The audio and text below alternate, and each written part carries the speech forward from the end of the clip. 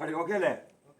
അടുത്തെന്താ reaction പോയി ക്ലോസിൽ ചോദിച്ചു എന്തിനാ സാറിനോട് ചതി ചെയ്ത് എന്ത് ചെയ്യാനാ രാജു, എനിക്ക് വേറെ വഴിയില്ലാതെ പോയി. ഇനി നീ ജീവിച്ചിരുന്ന അതോടെ ഞാൻ തീരും. ഞാൻ നിങ്ങൾക്ക് ഒരു ദ്രോഹവും ചെയ്തിട്ടില്ലല്ലോ. ദർശനയ്ക്ക് കാര്യങ്ങളെല്ലാം മനസ്സിലായി. ഇനി നീ എനിക്കൊരു ബാധ്യത, അതുകൊണ്ട് നീ ഇല്ലാതായാൽ മാത്രമേ എനിക്ക് മുന്നോട്ട് പോകാൻ സാധിക്കൂ. അത്രയൊക്കെയാണ് പറഞ്ഞത്. ആ കുഴപ്പമില്ല. ഇതല്ലേ വേണം അല്ല അത് ജസ്റ്റ് ഡൗണിൽ നിന്നാ ബെൻഡിൽ നിന്നാ അങ്ങനെ ഓക്കെ അത് ഓക്കെ.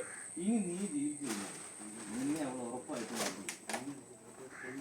വരുന്നതാണെങ്കിൽ അവൾക്ക് വേണ്ടി നിന്നെ തപ്പി ഏത് നിമിഷവും അയാൾ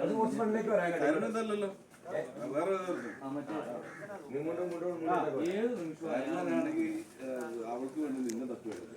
ഏത് നിമിഷവും അയാൾ നിന്നെ പിടിക്കും.